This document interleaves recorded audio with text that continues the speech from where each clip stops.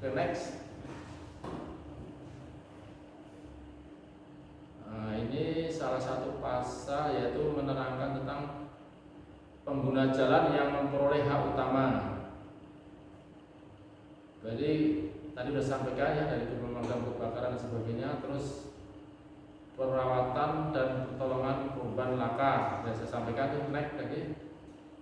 Nah, ketentuan pidana ini ya tadi selain denda berupa uang juga ada ketentuan pidana yaitu pasal yang bisa menjerat pengendara ini bisa dipidanakan.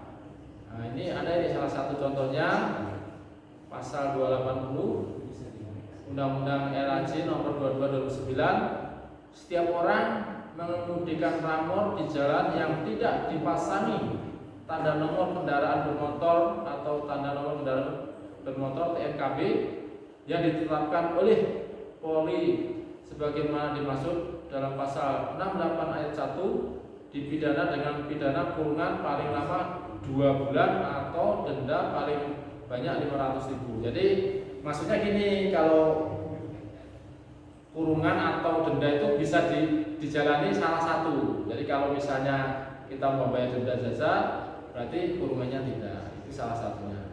Next, kan? Oh, ya.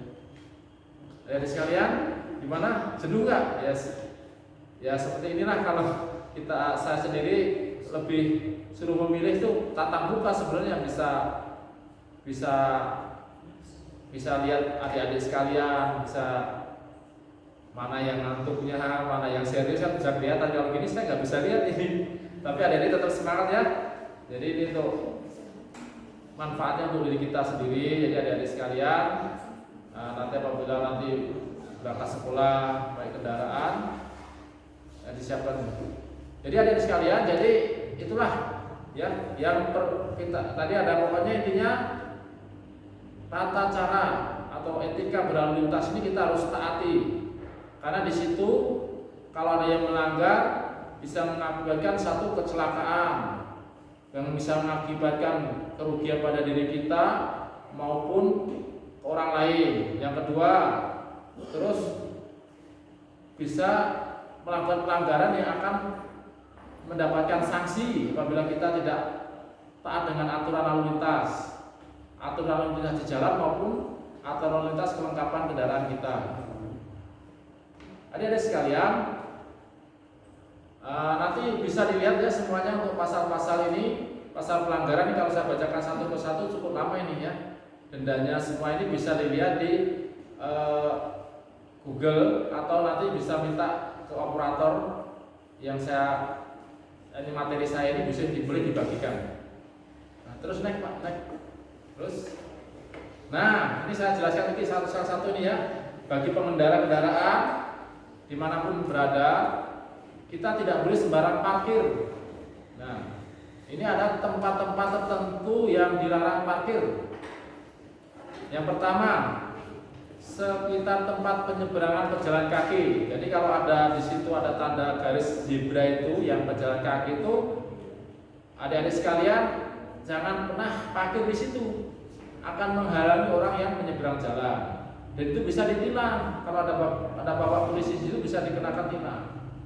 Akan didenda, ada dendanya. Terus yang kedua, pada jalur khusus pejalan kaki, trotoar. Nah, karena macet, jalan rayanya penuh, yang kosong trotoar, sering saya lihat sendiri ini naik ke trotoar motor-motor ini supaya tidak terjebak macet. Nah ini tidak boleh mengganggu orang yang berjalan kaki. Terus pada tikungan. Nah kalau kita pakai di tikungan ini resikonya apa? Motor kita bisa ketabrak, bisa keserempet karena tikungan ini pasti motor itu biasanya kalau nikung atau mobil itu pasti mepet ke tikungan itu. Nah itu pasti bisa menyebabkan kecelakaan orang maupun kendaraan kita. Terus di atas jembatan misalnya, kenapa dilarang parkir di atas jembatan? Karena jembatan ini satu berbahayanya apa? Jembatan itu biasanya mobil antara mobil dan yang lewat berpapasan itu udah pas gitu loh. Kalau kita tambah satu lagi itu parkir pasti terhalang salah satunya. Nah itu bisa menyebabkan kemacetan. Kalau nggak kemacetan ya kita akan ditabrak. Itu gitu. Terus bahaya, misalnya ada banjir dadakan, jembatan roboh, bisa terjatuh, motor kita, mobil kita bisa hanyut. Nah itu karena apa dilarang di jembatan untuk parkir. Terus yang berikutnya di tempat yang mendekati perlintasan persimpangan, di tengah-tengah ini parkir di simpangan jalan nggak boleh. Terus di muka pintu perkarangan orang, nah ini kita lihat kita parkir nih tempat rumah siapa, ada pagar ini kira-kira untuk keluar masuk orang atau kendaraan enggak, kita nggak boleh parkir di tempat situ, harus kita sebelum parkir kita cek dulu. Terus pada tempat yang menutupi rambu atau alat memberi syarat lalu lintas, ada tanda-tanda situ dilarang parkir, diparkirin itu nggak boleh. Terus berdekatan dengan kran pemadam kebakaran, ini bisa menghalangi apabila terjadi kebakaran yang mau menyemprot kerannya itu kehalang parkir kita, tidak boleh parkir di situ. Jadi antaranya ya dia nanti ada biasanya ada tanda-tanda dilarang parkir itu ada huruf S di situ, itu berarti dilarang berhenti di situ. Harus ada huruf P disilang, nah itu dilarang parkir di situ. Dari sekalian, ya sebelum saya akhiri materi saya ini, saya akan ingatkan kepada dari sekalian, jadilah pengendara lalu lintas yang sopan atau yang beretika, karena semua ini akan bermanfaat bagi pengendara itu sendiri dan orang lain. Nah, sekarang yang perlu disiapkan ketika kita berkendara itu apa saja?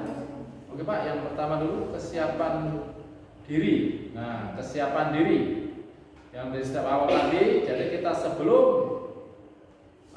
mau berkendara ini, mau mobil mau kendaraan roda, siapkan diri. Siapkan diri ini pertama yaitu dari surat-surat dulu. Surat kelengkapan kendaraan kita sudah siap belum? Terus kondisi badan kita ini lagi fit atau lagi lemas atau lagi ngantuk, nah kita harus siapkan. Terus yang kedua, yang siapkan diri seperti ya kayak menyiapkan helmnya, harus kita pakai helm, persyaratannya helm yang standar SNI, yaitu standar nasional Indonesia. Kita pakai helm itu sangat bermanfaat sekali ya. Kita siapkan itu termasuk kesiapan diri. Next Pak. Nah, helm yang bagus ini salah satu contoh helm yang bagus ya. Helm yang bagus itu bisa melindungi satu kepala kita dan rahang kita yang depan ini. Nah, ini helm yang benar-benar safety ini ya. Nah, terus Pak, next lagi. Nah, terus kesiapan lainnya untuk diri sendiri kalau perlu pakai sarung tangan bagus, karena apa? Biasanya tangan kita itu berkeringat nih, kalau kita ini bisa mengakibatkan licin untuk ngegas. Next Pak.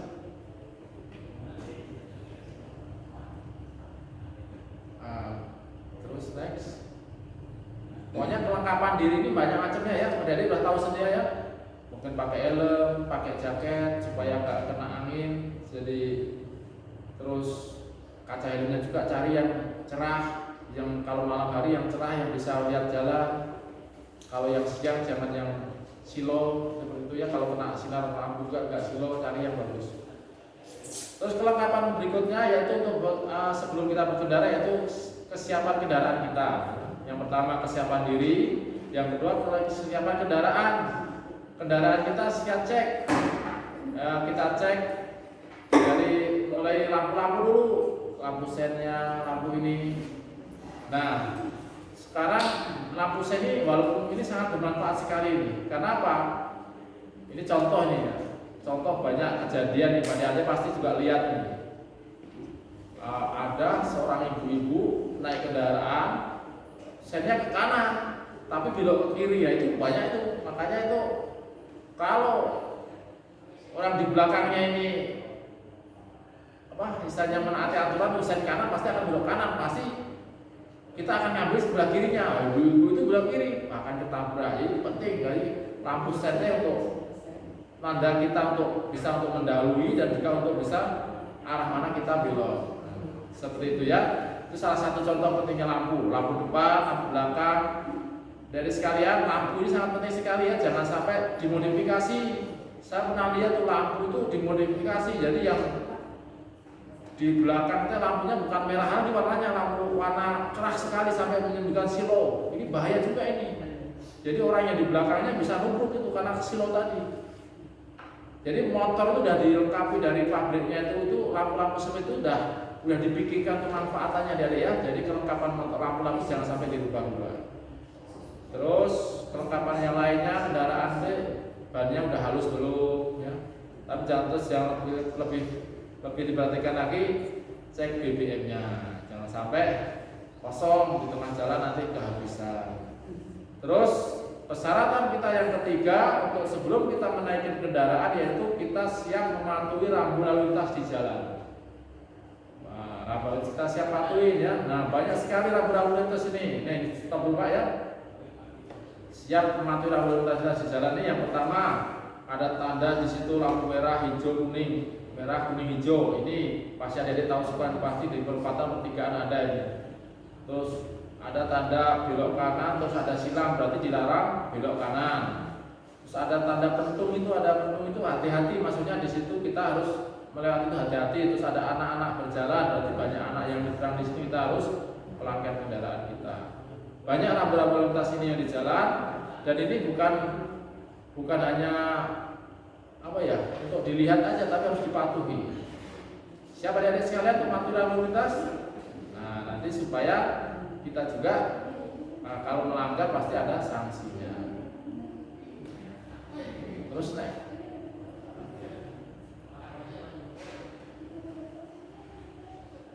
Nah, ini salah satu peraturan di jalan nih. Kita lihat tanda garis jalan, di mana kita boleh melewati garis itu apabila garis jalan itu terputus. Itu boleh kita melewati jalan itu atau untuk mendahului lewat jalan-jalan putus itu kita bisa pakai jalur lawan kita bisa asalkan ada tanda putus. Tapi kalau udah tanda garis tengahnya nyambung mau kuning mau putih kita nggak boleh melewati garis itu. Next. Nah ini ada garis juga salah satu rambu lalu lintas. Kalau yang kanan putus ada yang lurusnya, berarti yang dari kanan ini boleh masuk ke jalur yang sebelahnya, tapi yang sebelah kiri nggak boleh masuk ke sebelah kanan karena ada garis lurusnya yang tidak putus. Next. Nah ini banyak ya rambu-rambu yang bisa kita pelajari. Ini untuk patuhan belok kanan belok kirinya kita ikuti rambu-rambu yang ada di jalan. Next. Nah ini rambu-rambu peringatan suatu bahaya. Ini bisa lihat kan, sering kita lihat kan ini ada kayak tikungan kayak ular, berarti depannya itu banyak tikungan yang leok-leok. Terus banyak rambu-rambu yang bisa dilihat ya ini kalau nanti ada sekalian. Pokoknya di jalan perhatikan rambu-rambu yang ada dan kita taati. Terus lampu larangan seperti sampai ke tadi ya, larang parkir, larang belok dan sebagainya. Next. Rambu amar atau perintah ya, ini kalau seperti ini perintah berarti harus dilaksanakan. Kalau belok kiri harus belok kiri, kalau mutar harus mutar. Next. Nah ini lampu petunjuk, kalau kita mau kemudian jauh tidak tahu jalan bisa memanfaatkan lampu petunjuk ini. Nah, arah Bandung dan sebagainya. Terus di depan ada pom bensin, ada rumah sakit. Nah itu bisa kita manfaatkan untuk rambu-rambu petunjuk ini. Terus next. Nah, udah pada akhir penghujung materi adik-adik sekalian ya. Jadi itu yang bisa saya sampaikan. Saya pesan sama adik-adik sekalian ya, dalam kondisi seperti ini tetap semangat belajar ya, belajar walaupun mungkin secara lewat virtual nanti dari rumah, lewat media online ya gitu, kita tetap semangat belajarnya adik sekalian dan berdoa mudah-mudahan cepat selesai wabah kita yang melanda negeri kita ini dan kita bisa bersekolah seperti biasanya normal. Dan saya pesan adik-adik sekalian, jadi tetap saya pesan di jalan raya ini jangan sampai kita ini menambah jumlah korban di jalan raya ini sia-sia adik sekalian. Jadi kita sayangi nyawa kita, sayangi nyawa saudara-saudara kita yang di jalan raya ini. Jadi kalau udah kecelakaan tidak ada kata ulangi ya dia. Kita harus taati semua aturan yang ditetapkan di lalu lintas di jalan kita. Itu aja, sekian adik-adik sekalian. Mohon maaf ada kekurangannya. Ada tanya jawab? Enggak ada? Tanya, oke. Ya, saya tunggu sebentar ya kalau memang ada tanya jawab.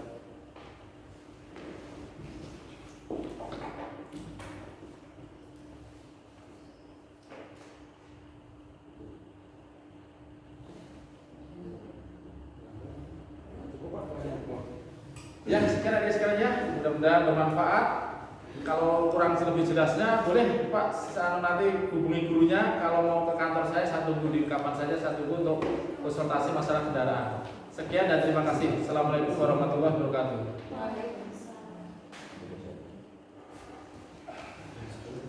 Terima kasih kepada Bapak Nurianto yang telah memberikan materinya. Gimana, kalian sudah paham? Sudah disimak baik-baik? Jangan lupa tugasnya nanti ya. Ditunggu nanti tugasnya. Jangan sampai terlupakan ya. Sekarang break dulu atau lanjut? Break dulu, nanti kita mulai. Iya ya.